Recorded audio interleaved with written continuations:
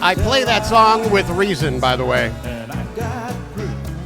Undisputed Truth, Smiling Faces, 7:37 the time, 23 minutes in front of 8 o'clock. Welcome to a Thursday edition of the Mornings with Ed show.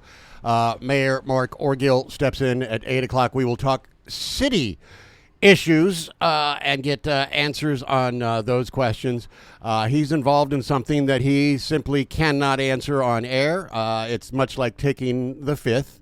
And I, again, when you're in litigation or in possible litigation, I get it. Yesterday, we spoke during this hour, during this time block, during this segment yesterday. We talked about the Festival of Arts and their lawsuit against Terra, and in particular, the president and CEO, Mo Honarkar, about an unlawful detainer. If you missed it, you can catch it up on the website. Go to voiceoflaguna.com. We went over the court documents themselves. That's where I roll. I wait until there is evidence from the courts, and that's how we roll. Never by conjecture. And that includes going back 3.5 years to our very first conversation with Mr. Honarkar about this case. No conjecture. We went strictly from court documents. At the time then, and then all the way through moving forward in this. And the essential issue in an unlawful detainer action is the right to possession of the leased properties, of the leased premises. A landlord's primary obligation under a lease is to deliver possession to the tenant. Festival of Arts sued Mr. Honarkar for unpaid rent in January and February of this year, when, as the court found, that when in 2023, June of 2023, Festival of Arts essentially handed possession of that property over to a mob that fraudulently took over his properties. Okay? Festival of Arts guilty of handing his property, his restaurant, to a mob. Okay? And back 3 years ago, he didn't have an awful lot of people on his side. Mr. Honarkar has now won 13 now court cases in this process. But back then, 3 years ago, a very small circle of people that stood behind him and a who's who almost of people that were strictly going by how their gut felt about him. So what we know is that he won the court case yesterday. Festival of Arts was in the wrong with the unlawful detainer lawsuit. What's next? Well, the fraud case, meanwhile, remains a live, unsettled front all on its own. An order to show cause or sanctions tied to the years that Terra spent without legal counsel and default of the Festival of Arts were obtained during that gap. That was heard back in July on July 13th. The outcome from that hearing has surfaced publicly. We talked about it yesterday, as I said. So while Terra's possession fight is over, the larger picture remains. Did our mayor or anyone in the city have any role in removing Mr. Honarkar as Terra's rightful party to the front? And why? And why? Why did they do that? So one of the people that was on the council back then was George Weiss. George Weiss this morning has written a Substack document and essentially listed the court filings and the court findings that I did yesterday in his Substack and appears now to ask these very same questions.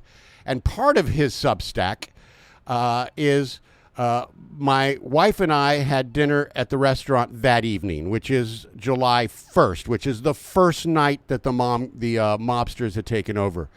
My wife and I had dinner at the restaurant that evening.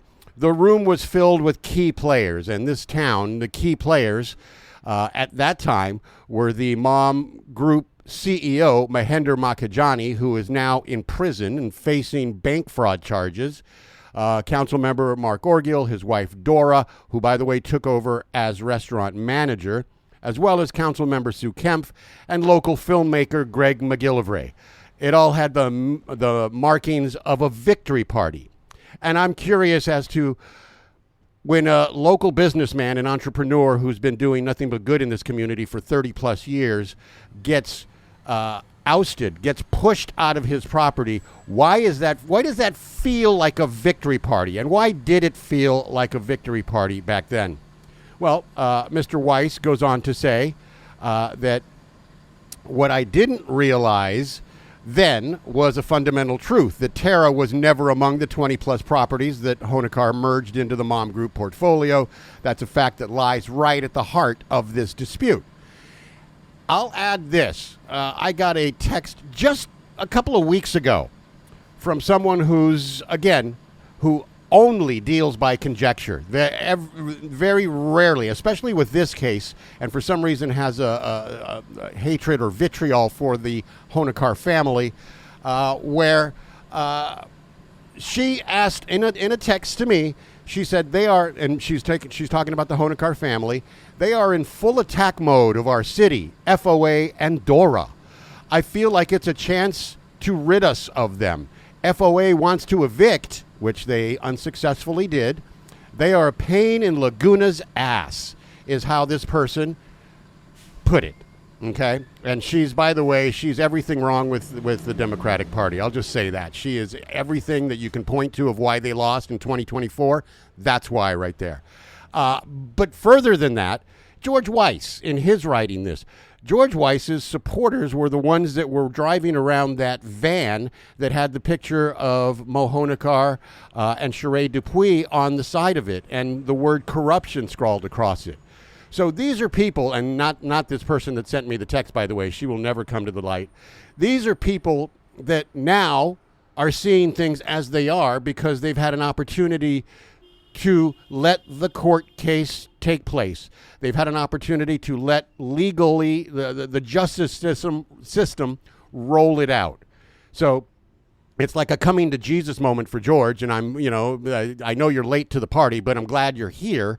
Again, you gotta wait until you actually have facts in front of you. You can't just make every decision by conjecture, which to me, it sickens me to hear about that dinner at the restaurant that evening with the key players, the who's who of people in town, and why it seemed like a celebration.